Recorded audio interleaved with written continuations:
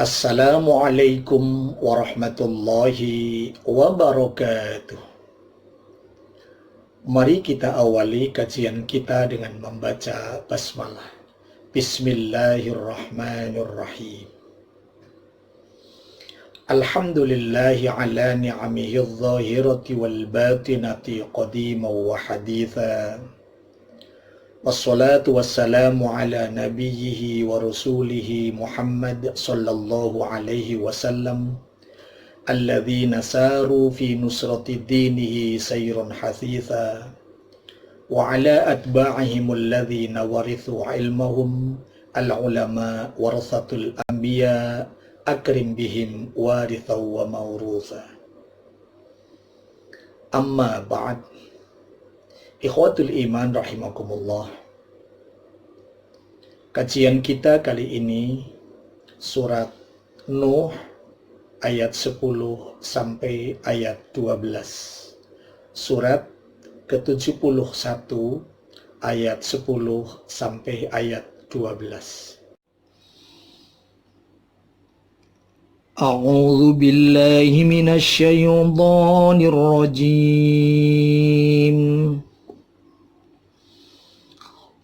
فَقُلْتُ اسْتَغْفِرُوا رَبَّكُمْ إِنَّهُ كَانَ غَفَّارًا يُرْسِلِ السَّمَاءَ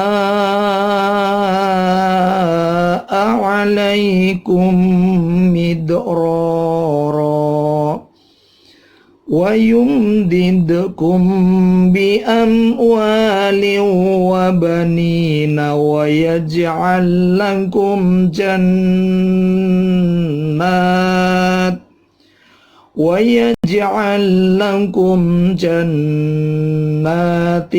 وَيَجْعَلْ لَكُمْ أَنْهَارًا. Faqultus taghfiru. Ini ada wawu sukun, sebelumnya ada dhammah. Dibaca mad tabi'i, panjangnya 2 ketuk, 2 harokat. Faqultus taghfiru rabbakum. Ini ada mim mati. Setelah mim mati ketemu dengan hamzah atau alif, ya. Ada alif di sini. Bacaannya namanya idhar syafawi. Sehingga rabbakum innahu.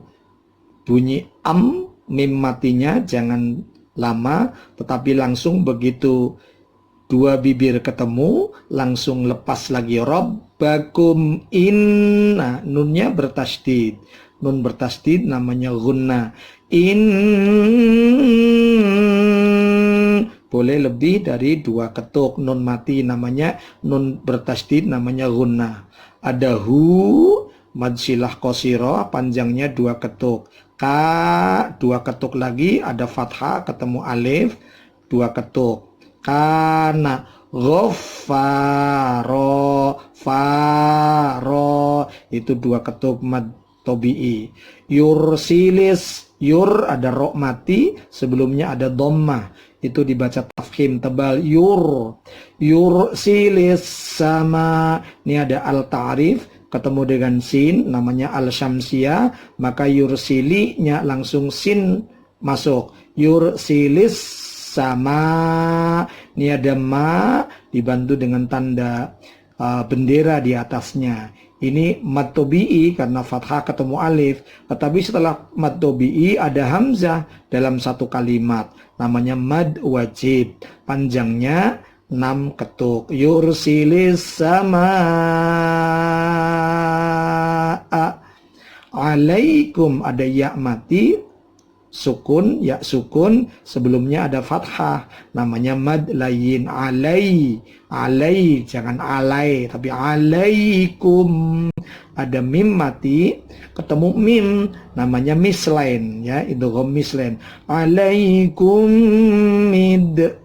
Ada dal mati, dibaca pantul qalqalah. Mid ro fathah ketemu alif, ya ini mad tabi'i. Wa yumdid, mim mati ketemu dal, idhar syafawi. Wa yumdid, ada dal mati dipantulkan, namanya qalqalah.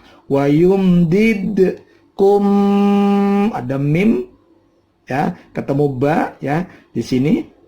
Jadi agak dimasukkan mimnya agak lama. Wa yumdidkum biam, wa mim mati ketemu wawu idhar syafawi. Wa matobi'i liu tanwin ketemu wawu ya, idgham bi gunnah. Wa banin nin itu matobi'i. Wa yaj'al lakum, ada lam ketemu lam, lam mati ketemu lam, mislain. Wa yaj'al lakum, ada mim mati ketemu jim, idhar syafawi. Wa yaj'al lakum jannah, jangan wa yaj'al lakum, keliru. Jadi wa yaj'al lakum jannah, nunnya bertasdid, apa tadi? Gunnah. Jan ditahan, boleh di atas 2 ketuk. Jannah matobi'i, ini 2 ketuk. Tin ada tanwin ketemu wawu, idgham tiu bacanya. Jannatiu. Wayaj, jim mati juga dibaca pantul seperti dal mati dipantul. Kalau dal tadi wayumdid, kalau ini wayaj ya, wayaj qalqalah. Allakum, nah lam ketemu lam, lam mati ketemu lam tadi, mislain ya. Wayaj'al lakum, mim mati ketemu hamzah, namanya idhar syafawi. Wayaj'al lakum anharo, ini matobi'i 2 ketuk ya. Wayaj'al lakum anharo. Kalau waqaf tanwinnya menjadi fathah biasa. Ikhwatul iman rahimakumullah. Istighfar, sebagaimana yang sudah Al-Fakir sampaikan pada pertemuan sebelum ini, memiliki kekuatan yang sangat dahsyat untuk diterimanya taubat kita oleh Allah Subhanahu wa Ta'ala. Allah Subhanahu wa Ta'ala memberikan jaminan kepada orang-orang yang beristighfar, memohon ampun atas segala dosa yang dia lakukan. Yang pertama dalam surat Nuh itu adalah Allah Subhanahu wa Ta'ala akan menurunkan hujan yang lebat dari langit, sebagaimana yang Allah firmankan, yursilis samaa alaikum midrara. Sebagaimana ketika sahabat Umar bin Khattab melaksanakan sholat istisqa dengan para sahabat yang lain, sahabat Umar tidak menengadahkan tangan untuk minta hujan, tidak menengadahkan tangan meminta kepada Allah agar segera diturunkan hujan, tetapi yang paling banyak diucapkan dari lisan Umar bin Khattab adalah astagfirullah, astagfirullah, berkali-kali istighfar untuk minta hujan dari Allah Subhanahu wa Ta'ala. Yang kedua, sebagaimana yang sudah Al-Fakir sampaikan, dengan istighfar, dengan permohonan ampun kita kepada Allah Subhanahu wa Ta'ala, dengan kita mengingat dosa-dosa kita yang telah lalu, kemudian kita mohon ampun kepada Allah, Allah Subhanahu wa Ta'ala akan melipat gandakan harta kita, akan menjadikan harta kita menjadi banyak dan berkah. Wa yumdidkum bi amwalin. Allah Subhanahu wa Ta'ala akan membilangkan harta kita. Subhanallah. Tentunya melalui ikhtiar kita bekerja. Allah akan mudahkan kita dalam bekerja. Allah akan mudahkan kita dalam berusaha. Allah akan mudahkan hasil dari usaha kita itu. Yang ketiga yang dahsyat lagi adalah Allah Subhanahu wa Ta'ala akan berikan kepada kita keturunan. Keturunan yang banyak bahkan. Allah menyebut wa yumdidkum bi amwalin wa banin. Pakainya wawu ataf, dan artinya Allah juga akan membilangkan anak keturunan kita. Asal kita mau terus beristighfar. Ingat dosa-dosa kita yang telah lalu. Dosa apa? Banyak dosa yang kita lakukan. Ingat betul. Kemudian kita beristighfar. Kita mohon ampun kepada Allah. Astaghfirullah. Ikhwatul iman rahimakumullah. Itu sebabnya maka Allah subhanahu wa ta'ala mengajarkan kepada kita melalui baginda Rasul sallallahu alaihi wasallam di dalam sholat banyak setiap gerakannya dibacakan permohonan ampun. Ketika kita duduk, Rabbil firli, ada kata-kata Rabbil firli. Ketika kita ruku, Subhanakallahumma wa bihamdika Allahumma gfirli. Mohon ampun kepada Allah subhanahu wa ta'ala. Selain ada yang mengucapkan Subhana rabbiyal azimi atau Subhana rabbiyal a'la. Baginda Rasul sallallahu alaihi wasallam pernah bersabda dalam sebuah hadis riwayat Ahmad, Man aksara minal istighfar ja'ala lahu min kulli hammin farajan wa min kulli dhiqin mahrajan warzaqahu min haitsu la yahtasib. Kata Rasul, siapa-siapa yang banyak beristighfar, Allah subhanahu wa ta'ala akan bebaskan dia dari segala kedukaan. Yang kedua, Allah subhanahu wa ta'ala akan lapangkan dia dari berbagai kesempitan. Yang ketiga, Allah subhanahu wa ta'ala akan datangkan rizki dari tempat yang tidak disangka-sangka. Ikhwatul iman rahimakumullah. Rasul sallallahu alaihi wasallam mengajarkan kepada kita setiap selesai sholat, Assalamualaikum warahmatullahi kanan dan Assalamualaikum warahmatullahi kiri. Rasul mengajarkan baca istighfar. Astagfirullah. Bahkan sampai 3 kali. Ada apa? Kan baru saja menyelesaikan sholat. Kok mohon ampun? Salah apa? Ikhwatul iman rahimakumullah. Ada banyak kesalahan yang kita lakukan. Jangan-jangan tadi waktu kita sholat, kita menghadap Allah niatnya, tapi pikiran kita kemana-mana. Kita menghadap Allah, tapi pikirannya ke pekerjaan. Kita menghadap Allah, kita sedang berdialog dengan Allah, tetapi pikiran kita ke dapur. Itu sebabnya maka kekhusyuan yang berkurang ketika kita menunaikan sholat. Mohon ampun kepada Allah dengan astagfirullah. Ada sebuah kisah. Satu ketika Imam Ahmad bin Hanbal mengadakan perjalanan.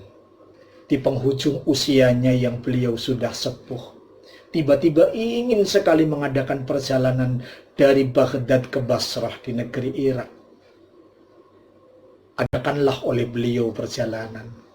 Sampai di Basrah waktu Isya.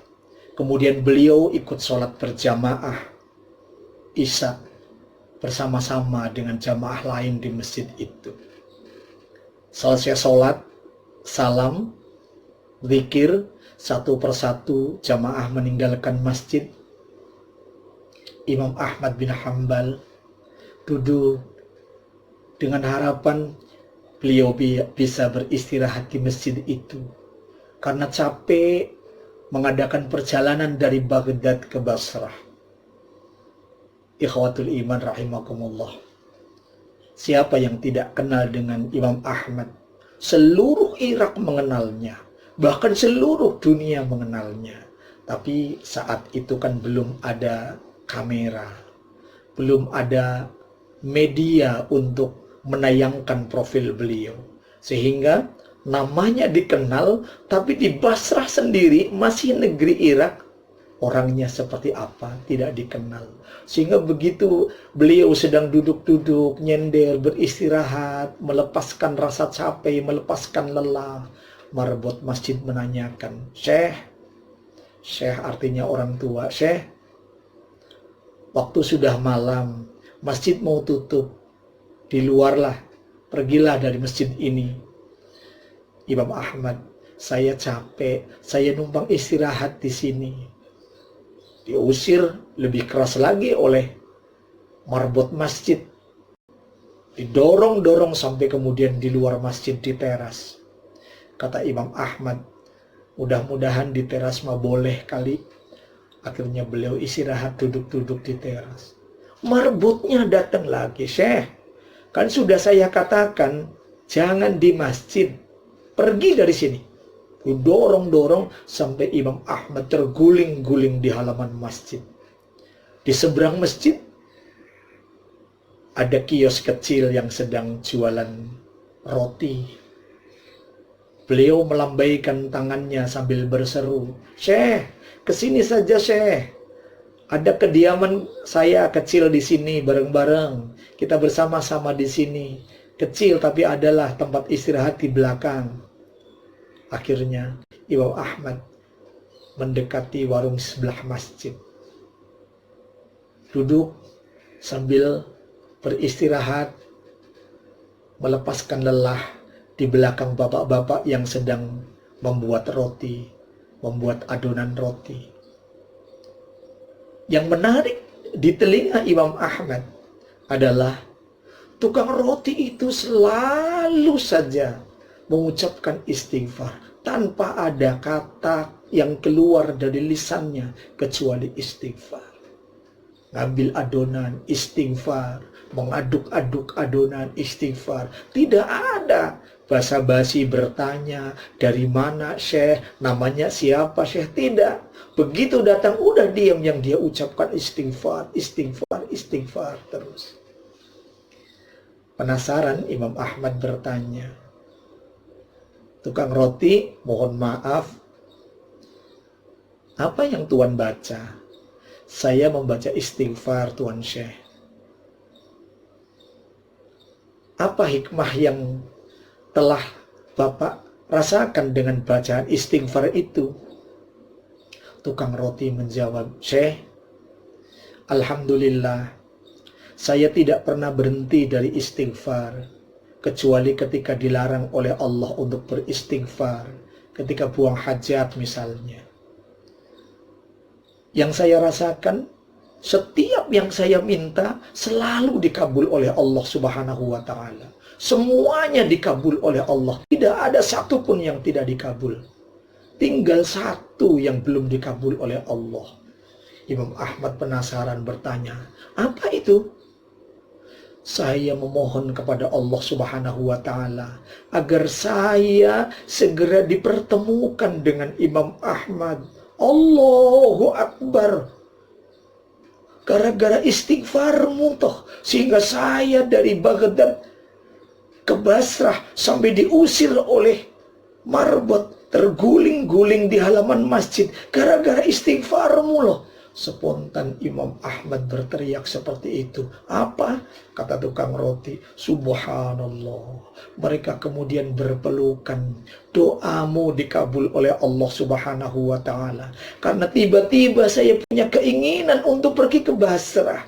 Ternyata ada doa tukang roti yang senantiasa membaca istighfar dan mohon kepada Allah supaya bertemu dengan saya. Ini saya Ahmad. Saya Ahmad. Ikhwatul iman rahimakumullah. Sedikit kisah tentang istighfar yang merupakan salah satu hikmah besar dari bacaan istighfar. Astaghfirullah, astaghfirullah. Tentunya masih banyak lagi yang lain. Demikian, mudah-mudahan ada manfaatnya. Billahi taufiq al hidayah. Assalamualaikum warahmatullahi wabarakatuh.